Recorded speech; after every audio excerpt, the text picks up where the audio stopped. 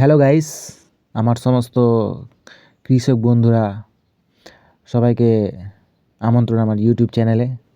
আজকের ভিডিওটা লাউ চাষ নিয়ে।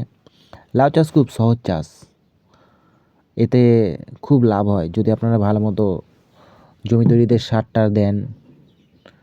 তারপর ম্যাগনেসিয়াম ট্যাগনেসিয়াম দিতে হয়, হিউমিক অ্যাসিড দিতে হয় মানে মাটিতে বীজ বোনার আগে, তাহলে খুব ভালো লাউ চাষ হয়। তো এই লাউ চাষে সেরকম সমস্যা দেখা যায় না, কয়েকটা সমস্যা দেখা যায়।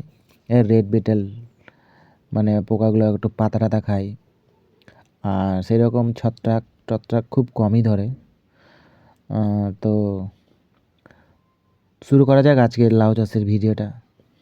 তো লাউ চাষে যে মুখ্য সারগুলো ইউজ করা হয় সেগুলো হচ্ছে এসএসপি, সিঙ্গল সুপার ফসফেট, তারপর ইউরিয়া, তারপর হচ্ছে ইউরিয়া যেটার মধ্যে নাইট্রোজেন থাকে, আর হচ্ছে এমওপি, মিউরিয়েট অফ পটাশ, যেটাকে লাল সার বলছি আমরা।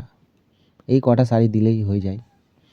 তো এই সারের সঙ্গে আরও কিছু অ্যাড করতে হয়, যেমন হচ্ছে জিঙ্ক সালফেট, বাজারে পাওয়া যায়, ওই কিলো ফর্মে পাওয়া যায়, 1 কেজির প্যাকেট পাওয়া যায়।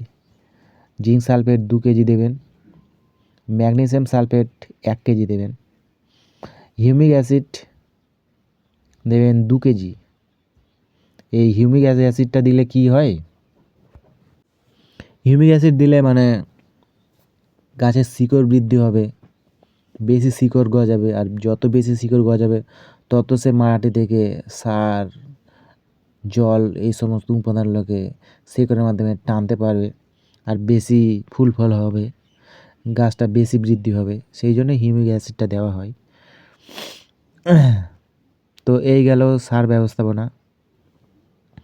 ফসফেট, ইউরিয়া, আর হচ্ছে পটাশ, ওর সঙ্গে জিঙ্ক সালফেট, ম্যাগনেসিয়াম সালফেট, তারপর হচ্ছে হিউমিক অ্যাসিড, এই কটা উপাদান আপনারা মাটি তৈরির সময় সারগুলো একসঙ্গে মিশিয়ে ছিটিয়ে দেবেন, তাহলে খুব ভালো কাজ করবে। তো মাটিতে আপনারা বীজ বুনে দিলেন, বীজ থেকে চারাও হয়ে গেছে। এই সময় হালকা একটু ছত্রাক টত্রাক যদি বুঝতে পারেন, তাহলে আপনারা ওই সাফ ফাঙ্গিসাইড ব্যবহার করবেন, লিটারে 2 গ্রাম করে। আর যদি সাপ পাউডার যদি হাতের কাছে না পান, তাহলে রোকো ফাঙ্গিসাইড দিবেন, এটাও লিটারে 2 গ্রাম করে দিবেন। যদি আপনাদের 15 লিটার ট্যাঙ্কি থাকে তাহলে 30 গ্রাম দিলে এই ফাঙ্গাসটা থেকে রক্ষা পাবেন। তারপর মানে এই সময় মানে গাছের বাড়ন্ত করার জন্য একটা ভিটামিন ইউজ করা হয়, বায়োভিটা এক্স, তাহলে গাছের বৃদ্ধিটা খুব ভালো হবে।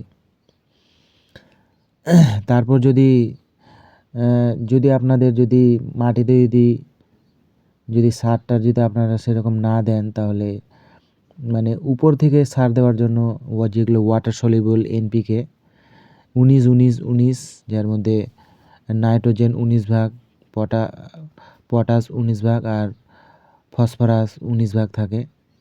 তো এই এনপিকে, ওয়াটার সলিউবল এনপিকেগুলো এই 15 লিটার ট্যাঙ্কির জলে 50 থেকে 60 গ্রাম গুলে স্প্রে করলে মানে গাছের বাড়ন্ত খুব ভালো হয়। তারপর যখন গাছে ফুল টুল চলে আসে, লাউয়ের যখন ফুল টুল চলে আসে, তখন সেই ফুলটাকে আটকানোর জন্য মানে একটা একটা মানে ওষুধ আছে, কৃষি রসায়ন কোম্পানির পোষক গ্রিন, এটা ব্যবহার করলে আপনাদের প্রচণ্ড ফুল ফল আসবে, ফুল ধরবে, ফুল আটকাবে, সেই ফুল থেকে ফল হবে। পোষক গ্রিন যদি হাতের কাছে না পান, তাহলে পিলাটাস, যেটা অ্যারিস্টা কোম্পানির পাওয়া যায়, সেটাও দিলে খুব ভালো কাজ করবে।